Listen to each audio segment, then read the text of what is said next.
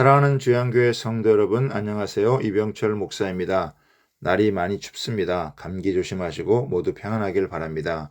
기이한 일을 행하시는 하나님의 은혜가 함께하는 복된 날이 되길 바랍니다. 1월 8일 금요일 셀라이프는 예상하지 못한 방법이란 제목으로 본문은 사사기 3장 24절에서 31절까지 말씀입니다. 애굽과 삼갈은 모두 의외의 인물들로 예상치 못한 상황에서 예상치 못한 방법으로 하나님의 구원을 가져다 주었습니다. 하나님은 자기 백성을 포기하지 않으시는 분이신 것을 두 사사를 통해 살펴보겠습니다. 첫 번째는 에웃의 승리로 이스라엘은 한순간에 구원받고 80년간 평안을 누립니다. 에웃에 의해서 모압 왕 에글론이 죽었으나 대신들은 왕이 용변을 본다고 생각을 했습니다. 아마 에글론이 죽으면서 몸에 있던 대변이 흘러나와 그렇게 착각을 했을 것입니다. 이런 해프닝은 인간의 지혜와 능력이 얼마나 보잘것없는지 보여줍니다. 모압의 대신들이 왕의 죽음을 알아차리지 못하는 사이에 에웃은 안전한 곳으로 도망칠 수 있었습니다. 그리고 급히 군사를 모아 요단 나루터를 장악합니다. 모압의 근거지는 요단 동편이었기 때문에 왕의 죽음으로 당황하여 본거지로 가려는 모압 군대가 요단 나루터에 모일 것이라는 예상을 하고 작전을 세운 것입니다. 28절에서 29절을 보면 그가 이르러 에브라임 산지에서 나팔을 불매 이스라엘 자손이 산지에서 그를 따라 내려오니 에웃이 앞서가며 그들에게 이르되 나를 따르라 여호와께서 너희 원수들인 모압을 너희 손에 넘겨주었느니라 하며 무리가 에웃을 따라 내려가 모압 맞은편 요단강 나루를 장악하여 한 사람도 건너지 못하게 하였고 그때에 모압 사람 약 10,000명을 죽였으니 모두 장사여 모두 용사라 한 사람도 도망하지 못하였더라 하고 했습니다. 에웃이 나팔을 불었을 때에 이스라엘 백성들에게 자신감이 되살아납니다. 그래서 용사 10,000명을 죽입니다. 전의를 잃은 적의 움직임이 파악된 이상 이스라엘의 승리는 불보듯 뻔한 일이었습니다. 하나님은 오랜 소원을 순식간에 이루시는 분이십니다. 18년 동안 신음했던 이스라엘을 한순간에 구원하셨습니다. 예상치 못한 순간에 예상치 못한 방법으로 완전히 원수를 이길 뿐만 아니라 80년이란 오랜 세월 평안을 누리게 됩니다.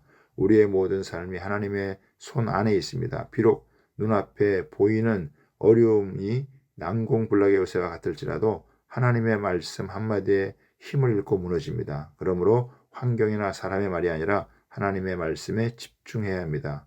두 번째는 삼갈은 변변치 않은 무기로 압도적인 승리를 이루어 이스라엘을 구원합니다. 31절에 보면 에웃 후에는 아낫의 아들 삼갈이 있어 소모는 막대기로 블레셋 사람 600명을 죽였고 그도 이스라엘을 구원하였더라 하고 했습니다.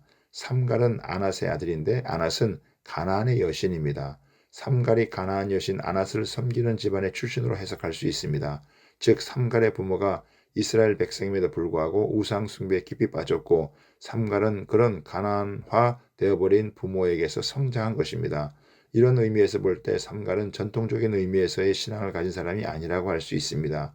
어찌 보면 성령님의 역사가 나타나기에는 부적절한 사람일 수 있습니다. 그런데 성령님께서 역사하시자 삼갈이 굉장한 능력을 가진 하나님의 용사로 바뀝니다.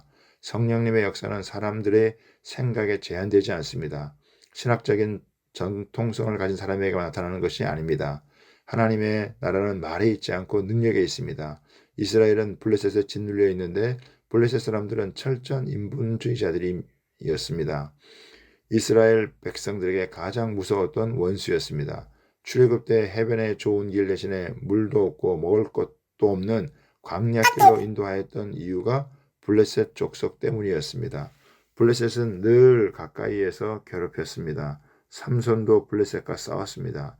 엘리 시장 때는 블레셋에게 하나님의 언약궤를 빼앗기고 실로의 장막은 불탔습니다.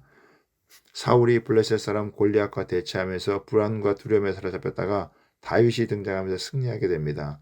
마치 우리나라와 일본과의 관계처럼 절대로 질 수 없는 사이입니다.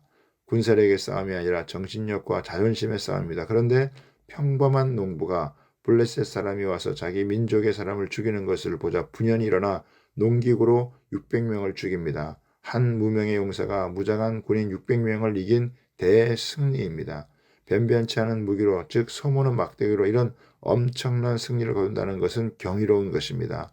하나님의 백성이 믿음만 가진다면 성령의 능력이 부어지기만 한다면 다른 민족은 몰라도 블레셋만큼 반드시 이길 수 있습니다.